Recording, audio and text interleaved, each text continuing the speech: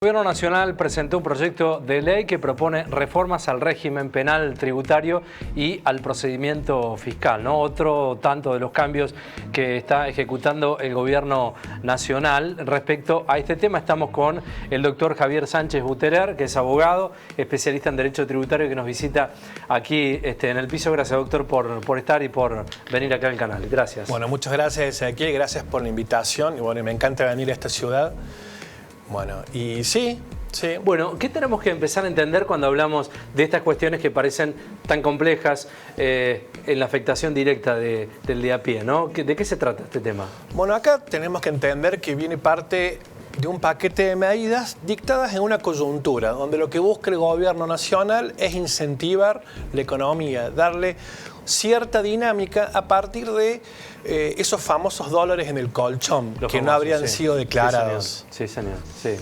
Y, a ver, para que quede un poco claro y la audiencia lo pueda entender, este paquete de medidas busca incentivar, motorizar la economía, pero también darle seguridad, previsibilidad, confianza legítima, dice el derecho, a los fines que la gente pueda exteriorizar sus dólares y no se vean perjudicados, ¿no?, con futuras administraciones. Sí. Razón por la cual se hicieron modificaciones, por ejemplo, en la ley penal tributaria. Sí. ¿A qué apuntan esos cambios? Puntualmente, lo que se hizo fue adecuar la ley o el sistema tributario, puntualmente el tema penal tributario, a los montos que estaban desactualizados. Hasta el día de hoy, porque estamos hablando de un anteproyecto, no estamos en la ley, la evasión de impuestos, la evasión simple de impuestos, el monto mínimo a partir del cual se consideraba un delito y promovía la acción penal era de 1.500.000 pesos. O sea, un contribuyente que evadía 1,5 millones por impuesto por año, por ejemplo, impuesto a las ganancias, impuesto a valor agregado, en un año ya podía ser sujeto a un proceso penal. Claro. Hoy, en el anteproyecto, se modifica cuánticamente el monto y pasa a 100 millones de pesos por año y por impuesto. Claro. También lo tenemos en la evasión agravada. El piso que estableció la ley, a partir del cual se consideraba una evasión calificada, con una pena más severa, era de 15 millones de pesos por impuesto y por año. Ahora se elevaría, según el proyecto, me parece un poco exagerado, a 1.000 millones de pesos. También en las cargas sociales. En las cargas sociales, la evasión previsional, para que tenga en cuenta, para que sepa la audiencia, aquel que evadía aportes y contribuciones, personas en negro, la evasión era de 200.000 pesos, el monto mínimo, por mes. Ahora se elevaría, según el anteproyecto, a 7 millones de pesos. Claro. Y usted, con la expertise, la experiencia que tiene, ¿qué opina de estos cambios? ¿Qué cree? ¿Que son necesarios? ¿Son...? A ver, a nivel profesional, comercial, había una necesidad de adecuar los montos de una vez por todas, porque habían quedado con la inflación desactualizados hace muchos años. Claro. La AFIP denunciaba todo, hoy ARCA denunciaba todo, porque lógicamente los ajustes, por ejemplo, luego de una inspección, arrojaba una diferencia de impuestos superior a 1,5 millones, por ejemplo, 1.600.000 pesos, y eso disparaba una denuncia penal. Entonces yo entiendo que es positivo. Ahora, si esto va a motorizar o no la economía, yo a mí me gusta, como les contaba ahora, esperar un año para que uno pueda hacer un balance sobre esto. Lo que sí entiendo son medidas que se deben tomar, porque esto permite darle previsibilidad, darle reglas claras a los contribuyentes que pueden verse afectados por un proceso penal. ¿Cuál es la vinculación, doctor, que encontramos con los dólares denominados en el colchón, ¿no?, con estas reformas? Bueno, eso va a permitir que todo aquel que tenía dólares ocultos, que no los declaró en el blanqueo y que tampoco rectificó en la moratoria, los pueda exteriorizar y no verse sometido a un proceso penal. Pero aclaro. Claro. Aclaro, las facultades del fisco para verificar y fiscalizar no están inhibidas. Lo que bueno, sí, es un dato no menor ese, claro. no está inhibida. Claro. Lo que sí, y acá lo complementamos con otra de las reformas, es la prescripción. En el proyecto de modificación de la ley de procedimiento fiscal se establece ahora la prescripción de los impuestos, que podría ser hasta 3 años. Históricamente 5, ahora serían 3. Lo cual eso permitiría que si hay una exteriorización de esos dólares, podrían, hay que ver el texto final, quedar prescriptas las facultades para cobrar esos impuestos. Pese a que la norma rige para adelante, claro. Eso habría que verlo.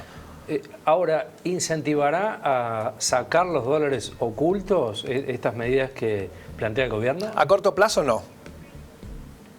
No, y porque entiendo que todavía no se dan las condiciones. Se tiene que aprobar la ley, la reglamentación y el criterio de los tribunales. Jurídica, digamos, a su vez, tiene que haber ciertas modificaciones a nivel reglamentario del organismo recaudador. No, a un contribuyente como operador jurídico no le puedo decir hoy vaya y, porque seguramente puede ser sometido a un proceso. Bueno, de hecho, se ha visto eso, ¿no? Hasta hoy, haciendo un corte con este blanqueo de dólares en el colchón, ha sido muy medido, ¿no? Creo que el gobierno tenía otra expectativa respecto a lo que podía pasar. Totalmente. Lo que pasa es que la historia de Argentina, claro, los antecedentes, claro, no son tan buenos.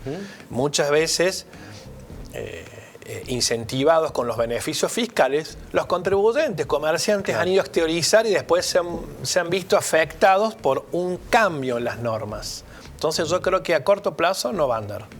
¿Y cuál es el camino que continúa y qué es lo que habría que esperar? ¿Cuáles serían los tiempos?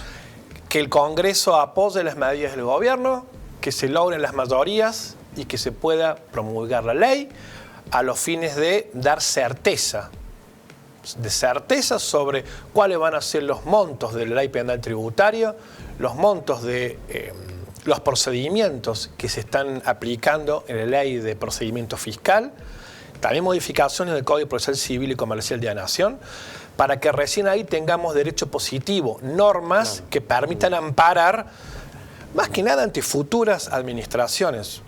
Tengamos en cuenta que en el caso que pierda las elecciones presidenciales, si viene otro de otro color político, bueno, puede verse afectado aquel contribuyente que hoy va y exterioriza.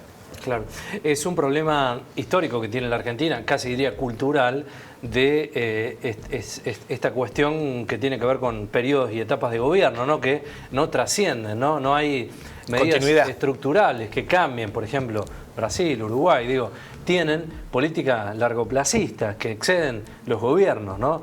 Y por ahí puede estar el gran temor de aquellos que tienen los dólares y están agazapados ante una situación adversa que pueda suceder en el país.